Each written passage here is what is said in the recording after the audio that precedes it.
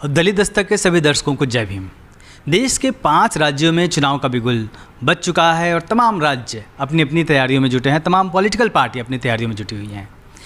इसमें जो 2 प्रमुख राज्य हैं वो है एक उत्तर प्रदेश और दूसरा है पंजाब। इन दोनों राज्यों में बहुजन समाज पार्टी महत्वपूर्ण भूमिका में है, क्योंकि उत्तर प्रदेश में वो सबसे बड़ी पार्टी है, तो पंजाब में शिरोमणि अकाली दल के साथ गठबंधन के बाद यहाँ की लड़ाई भी काफ़ी अहम हो गई है। इस बीच में मनुवादी मीडिया यह कह रही है कि पंजाब में आम आदमी पार्टी की सरकार बनेगी, लेकिन ज़मीन पे सच्चाई क्या है? पंजाब की राजनीति को अगर आपको समझना होगा तो आप कैसे समझेंगे, और यहाँ बसपा की और अकाली दल का जो गठबंधन हुआ है उसकी कितनी संभावना है? इसके बारे में हम बात करेंगे जसवंत राय जी से, जो कि पॉलिटिकल एनालिस्ट हैं और पंजाब को बेहतर तरीके से समझते हैं और बहुजन राजनीति को भी करीब से देखते हैं। सर, बहुत धन्यवाद, आपका स्वागत है। जी सर, बहुत बहुत धन्यवाद आपका।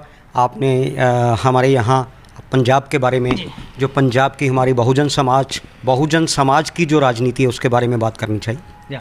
सर, अभी सर्वे आया था, एक सबसे पहला सर्वे आया है, अब तो दौर शुरू हो गया है, तमाम चैनल्स और तमाम सर्वे एजेंसियाँ सर्वे करेंगी और ये एक साजिश होती है कहीं ना कहीं कि किस तरीके से किसको आगे बढ़ाना है, एक भ्रम पैदा करने की कोशिश हो जाती है।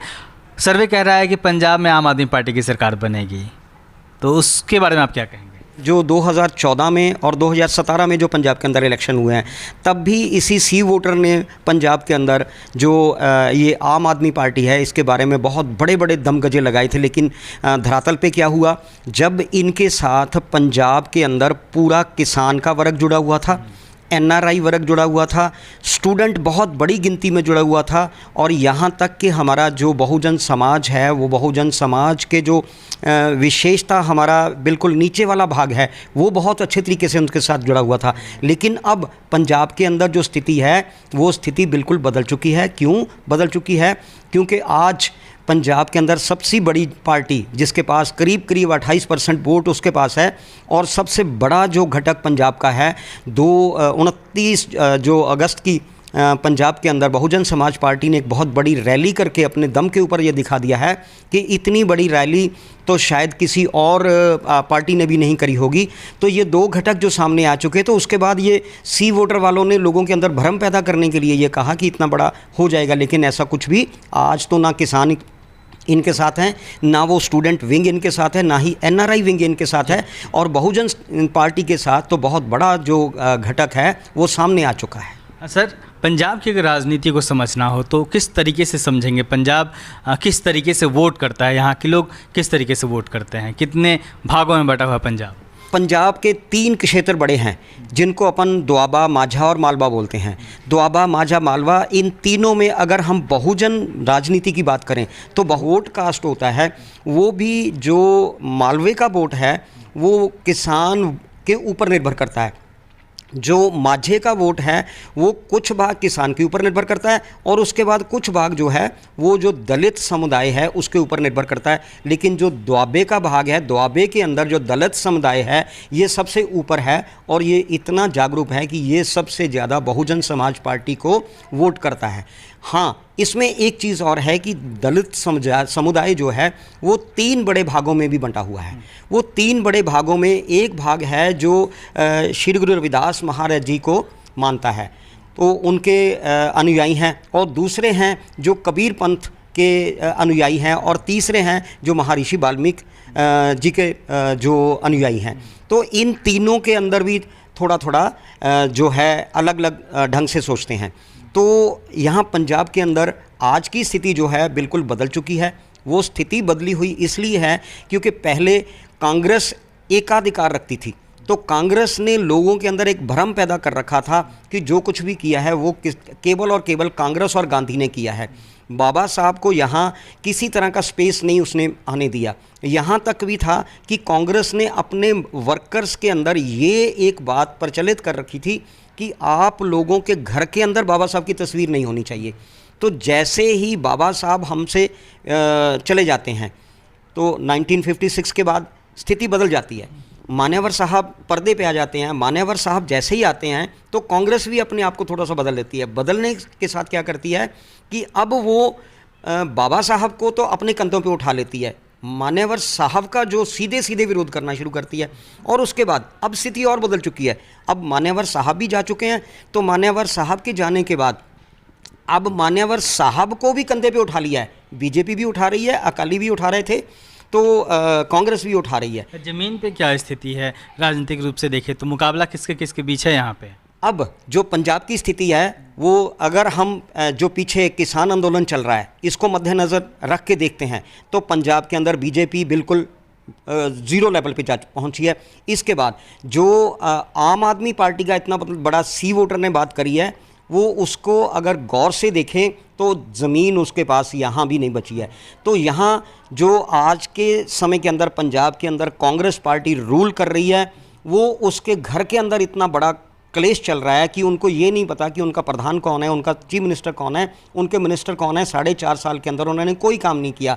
तो अब अकाली दल जो पहले बहुजन समाज पार्टी के अगेंस्ट काम करता था और बीजेपी के साथ खड़ा था, बीजेपी के साथ जो उनका गठबंधन था वो टूट चुका है। तो उस टूटने के बाद अब वो बहुजन समाज पार्टी के साथ गठबंधन हुआ है। तो इस गठबंधन के माध्यम से अगर हम देखते हैं तो सबसे बड़ा घटक जो है वो बहुजन समाज पार्टी और श्रोमणी अकाली दल का बन के सामने आया है। और कांग्रेस के पास उसकी जो ज़मीन है ऑलमोस्ट खिसक चुकी है। अगर हम बात करें कि मुकाबला किसके साथ है, तो मुकाबला कहीं कहीं कांग्रेस मुकाबले में आएगी, अदरवाइज़ कांग्रेस मुकाबले में भी नहीं दिखेगी। तो अगर हम उसकी बात करें, सीटों की बात करें, क्योंकि end of the day politics में सीटों का खेल होता है, किसके ने कितनी सीटें जीती उसी पे सारा रणनीति, सारा गणित तय होता है, सत्ता बनती है। क्या उम्मीद है यहाँ पे, कितनी सीटें मिल सकती है गठबंधन को, अकाली बसपा गठबंधन को? बीजेपी की स्थिति क्या होगी? आप लगातार क्षेत्र में घूम रहे हैं, लोगों से बात हो रही है, हर वर्ग के लोगों से टच में हैं आप, तो आपको क्या लगता है? अगर इस चीज़ को समझना हो तो पंजाब के अंदर 2-3 चीज़ें बहुत नज़दीक से देखनी पड़ेगी। सबसे पहली बड़ी बात है कि एजुकेशन का जिस वजह से पंजाब आगे बढ़ा है, एजुकेशन का जितना बुरा हाल है वो कांग्रेस के समय में कम से कम 800 स्कूल तो पहले आते ही लॉट में इन्होंने बंद कर दिए थे।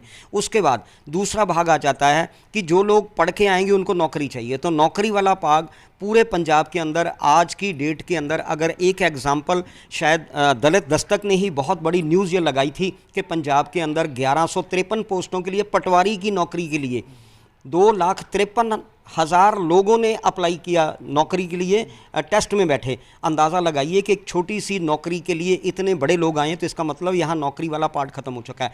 तीसरा भाग जो था वो है यहाँ की किसानी। पूरा पंजाब जो है किसान के जो फसल के ऊपर निर्भर कर रहा है, तो किसान पिछले करीब 10 महीने से दिल्ली के बॉर्डर के ऊपर बैठा है। ये 3 चीज़ों को देखने बाद साफ साफ तस्वीर सामने आ जाती है कि कांग्रेस ने कुछ नहीं किया, बीजेपी ने जो बुरा हाल किया, आप अपोजिशन में होते हुए कोई मुद्दा उठा नहीं पाई। इसलिए अगर सीटों की बात करें तो दुआबा तो टोटल साफ होने वाला है, वो तो कंप्लीटली अकाली दल, श्रोमणी अकाली दल और बहुजन समाज पार्टी इस पे क्लीन स्वीप में जाएगी। उसके बाद आ गया जो मालवा है, जिसमें पहले से ही अकाली दल का बहुत बड़ा प्रभाव था, और अब साथ में जो बहुजन समाज पार्टी का आने के बाद वहाँ की सीटें जो है वो सबसे ज़्यादा निकल के आएंगी इस गठबंधन के लिए। और तीसरा भाग जो है वो माझे के अंदर बहुत अच्छी स्थिति जो है वहाँ से निकल के आएगी। अगर इसको सम अप करके देखें तो करीब 2/3 से ज़्यादा बहुमत के साथ ये सरकार लोगों के सामने आएगी। लोग क्यों वोट देंगे बसपा अकाली गठबंधन को? सबसे बड़ी बात है कि देखो, दोनों जो गठबंधन है, गठबंधन के जो पार्टनर हैं, इन दोनों पार्टनर के पास अगर हम बहुजन समाज पार्टी की बात करें तो बहुजन समाज पार्टी उन लोगों के लिए ऐसे इश्यूज़ को लेकर के काम करती है जो इश्यूज़ लोगों के लिए ज़ीरो पे बैठे हुए, पायदान के बिल्कुल निचले कदम पे बैठे हुए उनके लिए काम करती है। और दूसरा जो श्रोमणी अकाली दल है वो गुरु ग्रंथ साहब की जो विचारधारा है उसके ऊपर काम करते हुए जितना भी पंजाब के अंदर पिछले समय भी जितना काम एक स्टेट पार्टी होने के माध्यम से उन्होंने किया है, वो काम ये बताता है कि बहुत बड़ा जो पंजाब का हिस्सा है, पंजाब के लोग हैं, वो इन दोनों पार्टियों के साथ जुड़े हुए हैं। और पिछले समय के अंदर जो मान्यवर साहब कांशीराम जी ने मूवमेंट चलाई थी, वो मूवमेंट के माध्यम से जहाँ जहाँ भी हमारे बहुजन समाज पार्टी के लीडर्स कहीं उनको अगुवाई करने का मौका मिला है तो उन्होंने स्वच्छ शासन दिया है। स्वच्छ शासन के साथ साथ लोगों के लिए आगे बढ़ने के जो साधन हैं वो पैदा किए हैं।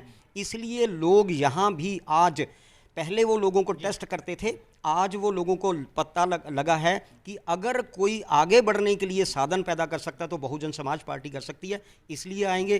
तो दूसरा जो बड़ा घटक है वो उसके साथ है, किसानी वर्ग उनके साथ है, इसलिए उनके साथ आएंगे। सर आखिरी सवाल, दलित वोटर किधर जाएंगे? क्योंकि पिछले चुनाव को देखें तो बसपा को बहुत ज़्यादा समर्थन नहीं मिला है दलितों का, सीटें भी नहीं जीत पाई हैं, चाहे लोकसभा की बात हो चाहे विधानसभा की बात हो। 14% से सीटें 1.5% पे आके सिमट गई थी पिछले विधानसभा चुनाव में। इस बार वो क्यों वोट देगा? बिल्कुल ठीक है सर। हम 14% से बार बार इलेक्शन में जाने के बाद भी करीब 17 के इलेक्शन में जो 1.5% वोट आया, वो 1.5% वोट, इसका मतलब ये नहीं है कि बीएसपी का जो वोटर था वो नहीं है। वो लोगों के अंदर एक ये था कि बाकी लोगों को वो टेस्ट करते रहे कि ये आएगा, ये आएगा, ये करेगा, ये आएगा, ये करेगा, लेकिन उन्होंने देख लिया ना तो बीजेपी कर पाई, ना ही कांग्रेस ने किया इतने लंबे समय के बाद, ना ही आपने इतना बड़ा ढंढोरा पीटने के बाद, ऑपोजिशन में पहुंचने के बाद एक भी इश्यू उसने नहीं उठाया। एक नई बात आपके ये पंजाब के अंदर आने से हुई, वो क्या थी कि इनका जो एमपी है भगवंत मान, जो इनका पंजाब का लीडर भी है और बहुत बड़ी बड़ी जो बातें करता है सदन के अंदर जाकर के भी, उसके खुद के एरिया में जैसे ही वो एमपी बना तो दलित समुदाय का सबसे पहले बाईकाट पंजाब के अंदर उसी कंस्टिट्यूंसी से शुरू हुआ और वो करीब 2 से 2.5 महीने चलता रहा। और ये भगवंत मान जो एज एमपी था उसी एरिया का, उन लोगों के पास एक बार भी नहीं गया, अपना रिप्रेजेंटेटिव भी नहीं भेजा और कोई भी काम इसने ये समुदाय के लिए नहीं किया। जो बातें करते थे वो बिल्कुल उल्टा हो गया। इसलिए आज के समय के अंदर लोग इनको छोड़ करके, उनको पता चला कि ना तो बीजेपी कर रही है, ना आप जो बोलती है वो करती है, ना ही कांग्रेस ने किया है, इसलिए वो इस बार कंप्लीटली अपने आप को ये इंट्रोस्पेक्शन कर चुका है कि अगर कोई करती है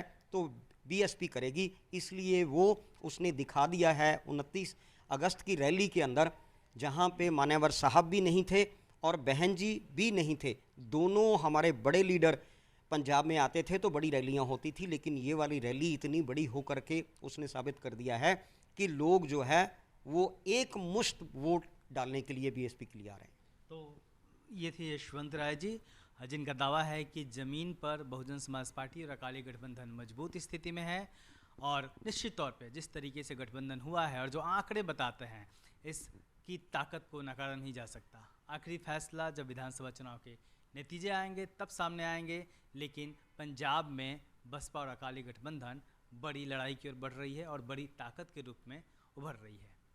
आप देखते रहिए दलित दस्तक और हमारे चैनल को सब्सक्राइब भी जरूर करिए। जय भीम।